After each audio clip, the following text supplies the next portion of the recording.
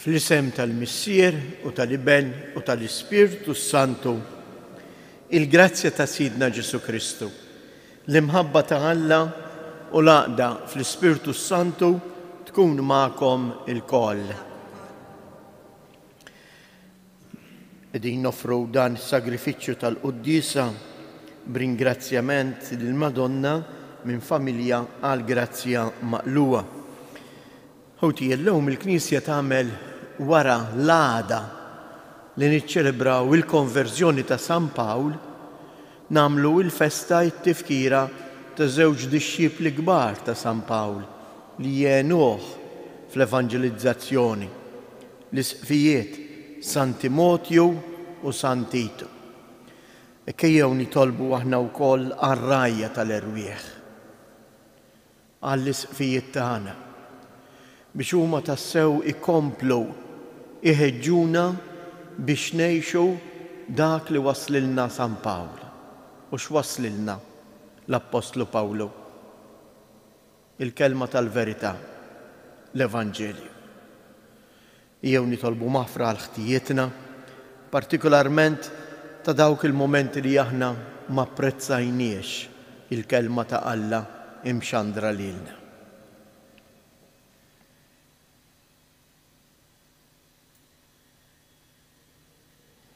Nistqar l-Alla li jista' kollox u lilkom ħuti li jiena dnibt ħafna bil-ħsieb, bil-kliem u bil-għemil u billi ħallejt dmirijieti, ħtija tiegħi, l-ikbar ħtija tiegħi. Għalhekk nitlob l-imqazza Marija dejjem Verġni, l-Anġel qaddisin kollha u lilkom ħuti biex titolbu l-mulej Alla għalina. Iħenna għalina Alla li jista' kollox, jaħfrilna dnubietna u jwassalna għal ħajja ta' dejjem. Nitolbu. U Alla, inżejjent lil San Timotju u lil San Titu bil-virtujiet tal-Apostli. Għatina l-għajnuna għat-talb tagħhom biex ngħixu ħajja tas-sew u tajba f'din l-art u jistħoqilna naslu fis-sema pajjiżna. Bibnej Ġesu Kristu Sidna li hu Alla u li miegħek jgħix u jsaltan flimkien mal-Ispirtu Santu għal dejjem ta' dejjem. Amen.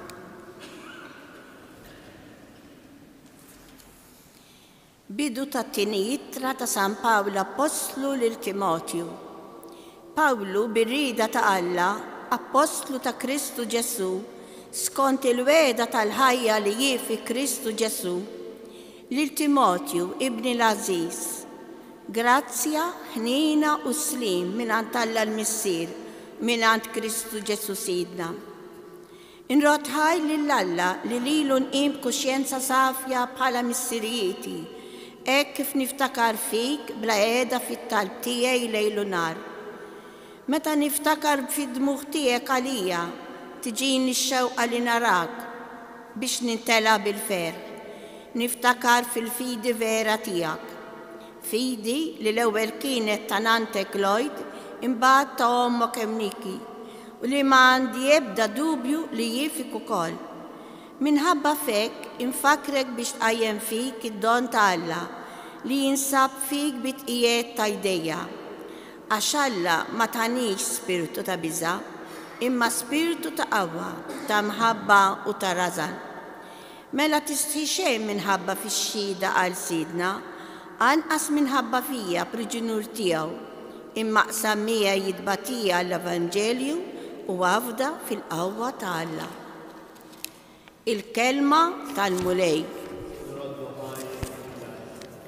Għas-salm responsorjali nwieġbu x'għandru fost il-popli kollha l-ġubijiet tal-mulej.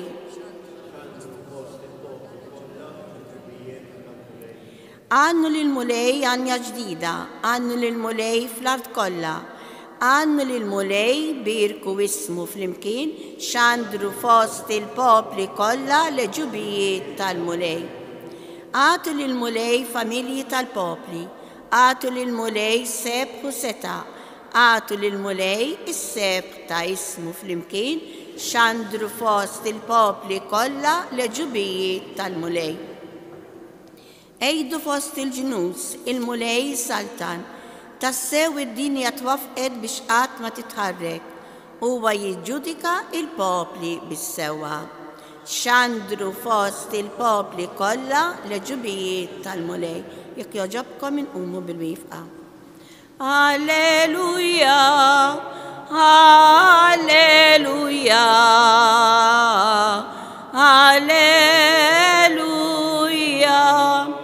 Il-mulej jikkonsagrani biex inwassal il-bxara tajba lil-fqajrin, batni nħabbar il-ħelsin lill-imjasri.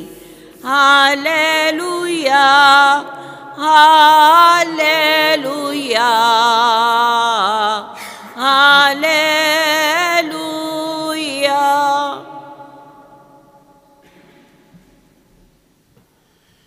Il-mulej ma'kom.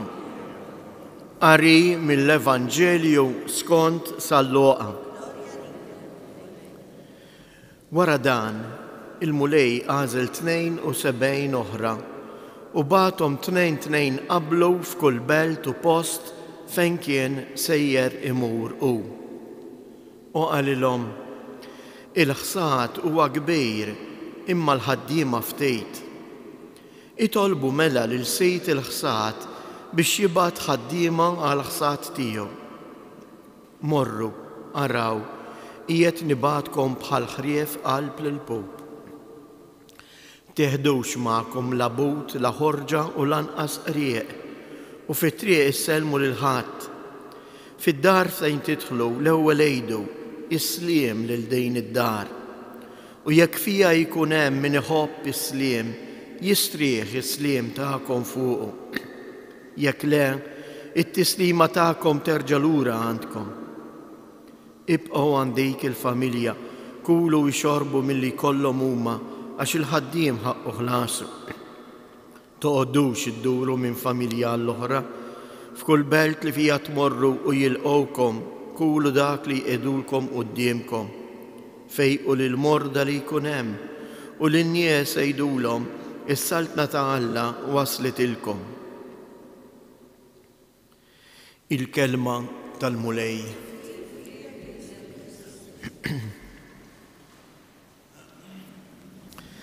Ħuti Jeżies dan il-Vanġelu huwa għalina. U għal-Vanġelu li lilna qiegħed jpoġġilna pjan ta' ħajja. Qed jurina l-missjoni li għandna nagħmlu. U Vanġelu xi ftit nista' nsejjaħlu hekk, ħanuża l-kelma goffa, perikolos. Għax forsi x'kien nisemgħuh u ngħidu iwa dak ma joċċa għalija.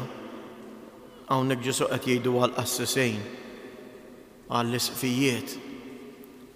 Meżies, il-ħajja tan-nisrani tikkonsisti propju f'dawn it-tlet ħwejjeġ.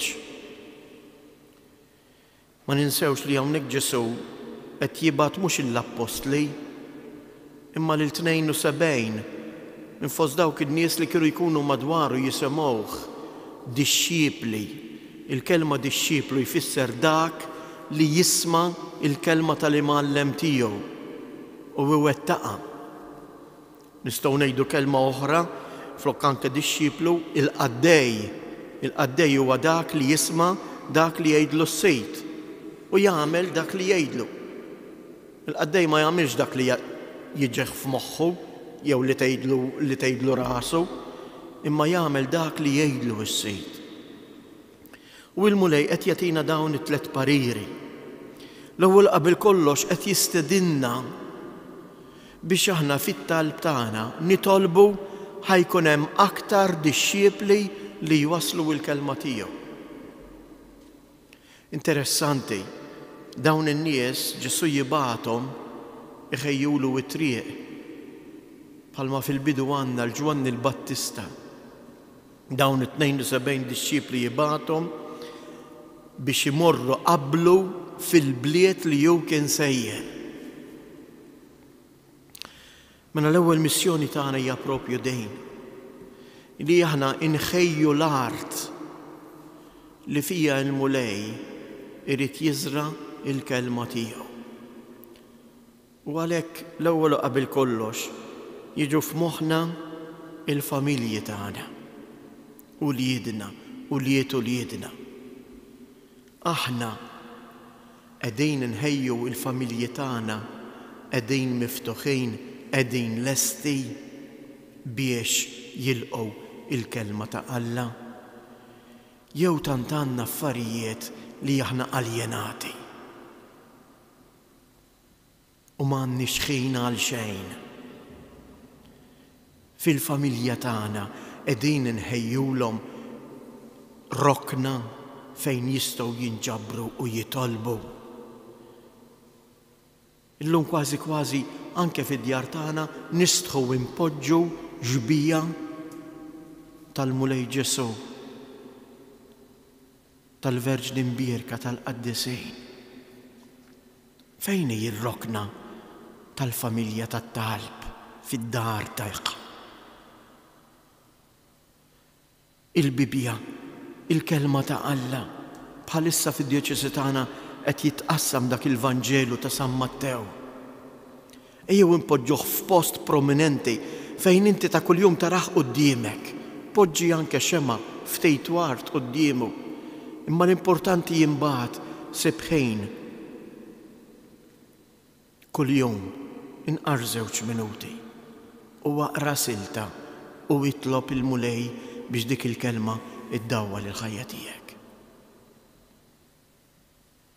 Fid-dar fejn tidħlu għejdu ikun isliem fuqkom kemm hi xi ħaġa sabiħa li aħna nixtiequ il xulxejn il-paċi ta' Kristu.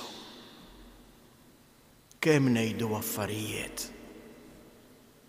Ma kapaċi x'in tmur iżżur familja, kapaċi x'in anke wliedek forsi miż-żewġejn jiġu id-dar u tgħidilhom jalla l-paċi tal-Mulej tkun f'darkom.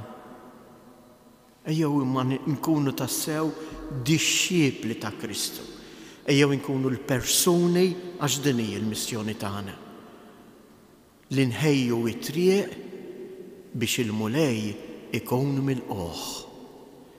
Għax illum hawn ħafna xi tellef, hawn ħafna li jridu jagħlqu il-bieb għall-Mulej.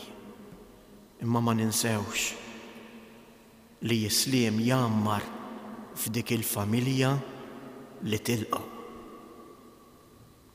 Nitolbu l-Mulej biex aħna fis-sempliċità tagħna, fil-ħajja tagħna ta' kuljum, nkunu tassew persuni li nħejju lill-oħrajn lil xulxejn biex nilqgħu din il-kelma ta' Alla.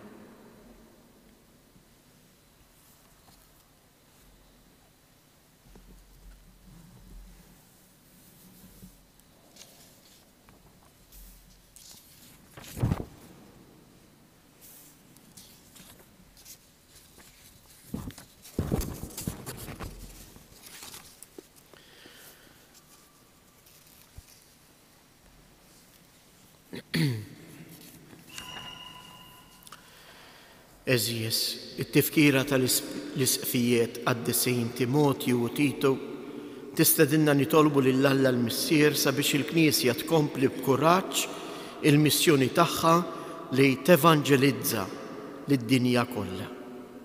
Ngħidu flimkien Mulej żommna miexja warajk, Mulej żommna miexja warajk. Għall-missjonarji sabiex iwasslu ma' kullimkien il-messaġġ tal-Evanġelju nitolbu. Għal dawk li għandhom xi responsabilità fil-komunità sabiex jaqdu bimħabba lill-oħrajn nitolbu. Għal min qiegħed isofri xi vjolenza, inġustizzja minħabba l-Evanġelju sabiex isib il-qawwa f'Alla u fl-għajnuna tal-aħwa nitolbu. Għalina il-koll sabiex narfu nkunu messaġġiera tal-kelma t'Alla bi kliemna u bix-xhieda ta' ħajjitna nitolbu. Bl-interċessjoni ta' Umna Marija, il-mara li inkarnat il-kelma, nitolbuk Mulej biex il-familji tagħna tagħmel familji miftuħa għal kelma tiegħek. nitolbu.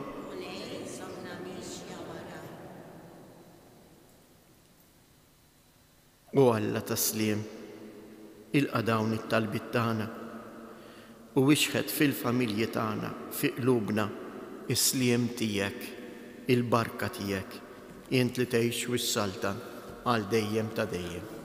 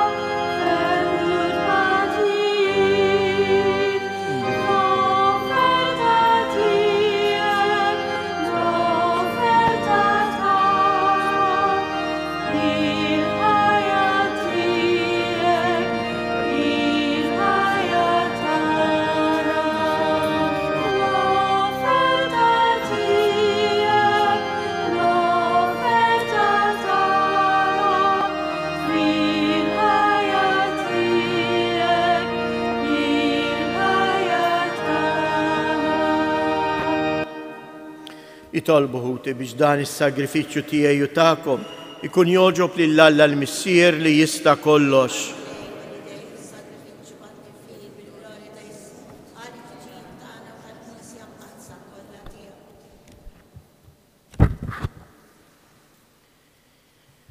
Atina mulej li waqt li jkollna fidejna l-ħwejjeġ qaddisa l-Ispirtu Santu jimlina bid-dawl tal-fidi li bih kienu imdawla il-qaddisin tiegħek Timotju u Titu fil-ħidma tagħhom għat-tixrid tal-glorja tiegħek bi Kristus Jedna. Il-mulej magħkom nerfgħu lubna il-fuq niżżu ħajr lill-mulej Alla tagħna. Sewwa u xieraq tas-sew mulej Missier qaddis Alla ta' dejjem li tista' kollox, tajjeb u taġi tas-salvazzjoni tagħna li dejjem u kullimkien inroddulek ħajr. Lilek tfaħħar il-ġemma tal-qaddisin fis-sema u l-ġieħ li inti tagħtihom għall-merti tagħhom huwa ġieħ mod l-istess doni tiegħek. Inti tgħallimna bl-eżempji ta' ħajjithom tieqaf magħna bil-għajnuna tat-talb tagħhom u aħna imdawrejn minn sħaba kbira ta' xhieda qalbna qawwija niġru t-triq li għandna qudiemna biex niksbu magħhom il-kuruna tas-sebħ minsuġa minn wart li qatt ma jitbiel bi Kristus Jedna. Għalhekk mal-anġli u l-arkanġli mal-ġemma kottrana tal-qaddisin intennu l-innu tal-glorja tiegħek u ngħidu bla qiegħda qaddis, qaddis, qaddis. Mulej Alla tal-eżerċiti is-smewwiet u l-art mimlija bil-glorja tiegħek, osanna fl-ola tas-smewwiet, imbirek minn ġej f'isem il-mulej, osanna fil-olej tas-smewwiet. Qaddis tas-sew int mulej inti lajn ta' kull qdusija, qaddis għalhekk nitolbuk dawn l-offerti bil-barka tal-Ispirtu tiegħek biex isiru għalina l-ġisem u d-dem ta' Sidna Ġesu Kristu li meta kien se jingħata biex mir-rajħ ibati ħal ħobs radd il-ħajr qasam tal-disċipli tiegħu u qal: ħudu u kulu il-koll minn dan għax dan huwa ġismi li jingħata għalikom.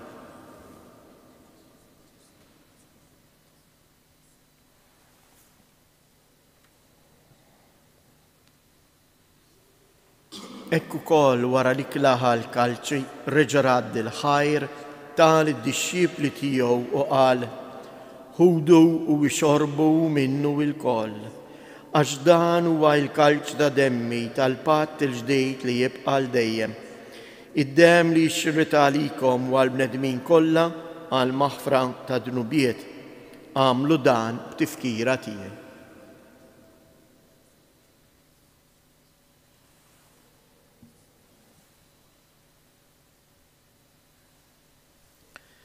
Danu il-misteru tal-fidi inħabbru l-mewt tiegħek mulej inxandru bil-ferħ il-qawmien tiegħek, nistennewk sa ma tiġi fil-glorja.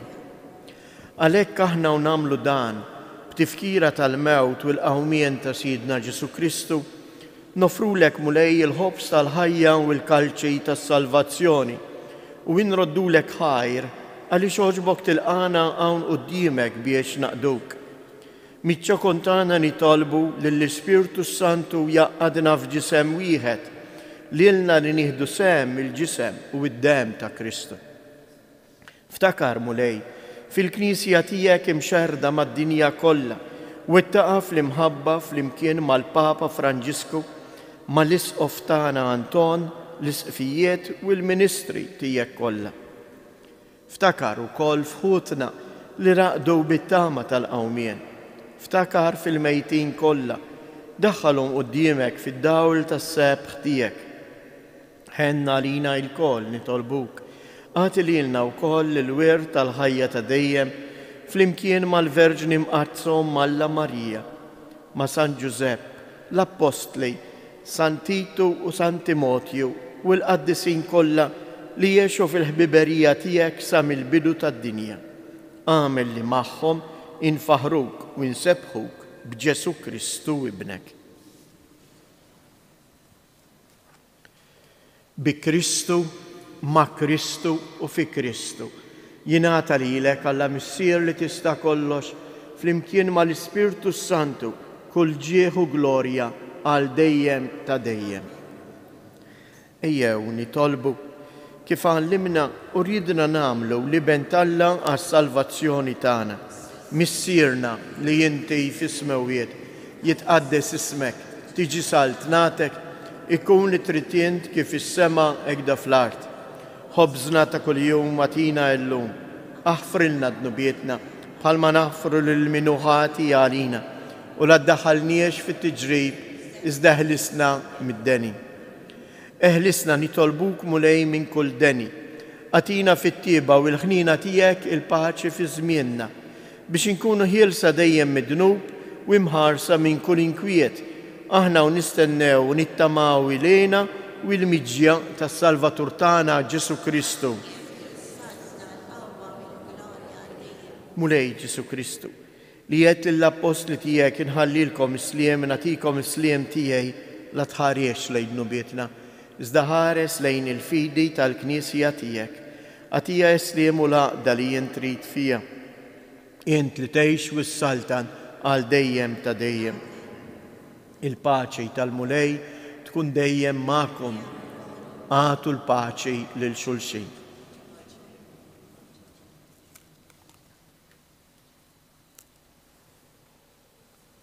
Ħaruf ta' Alla li tneħħi d-nubiet tad-dinja ħenna għalina. Ħaruf ta' Alla li tneħħi d-nubiet tad-dinja ħenna għalina. Ħaruf ta' Alla li tneħħi d-nubiet tad-dinja għatina il-paċi.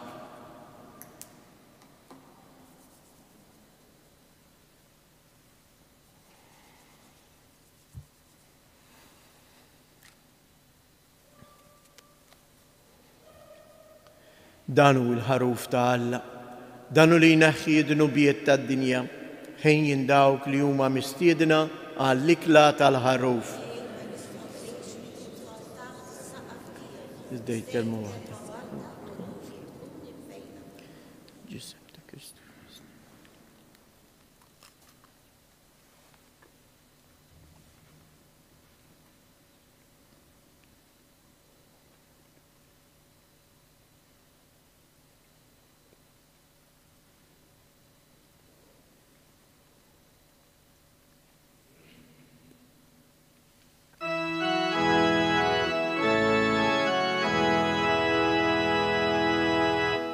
If tu algo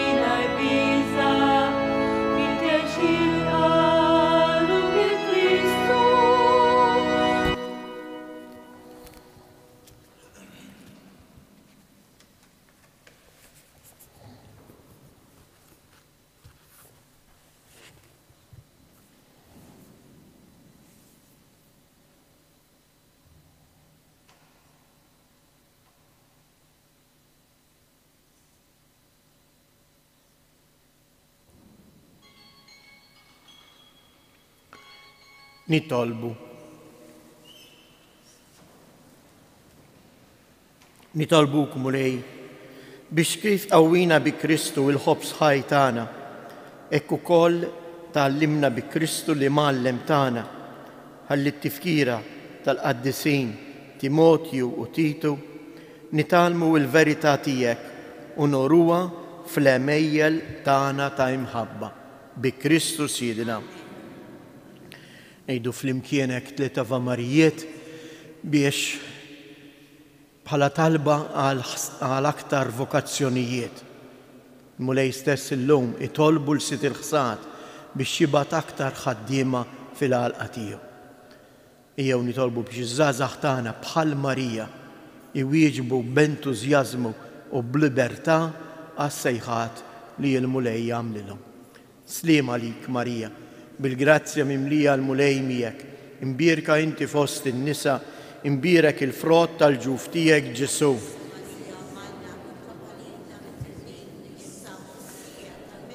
Sliem għalik Marija, bil-grazzja mimlija l-mulej miegħek, imbierka inti fost in-nisa, imbierek il-frott tal-ġuf tiegħek Ġesu.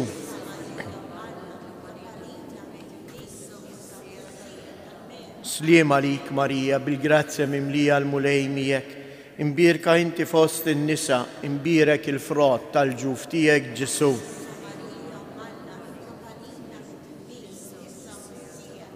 Madonna ta' Pinu, Sultana tal-familja, ħarstek fuqna dejjem żomm. Il-mulej magħkom. Iberikkom Alla li jista' kollox, il-Missier, l-Iben u l-Ispirtu Santu. Morru u għejxu fil-paċi ta' Kristu.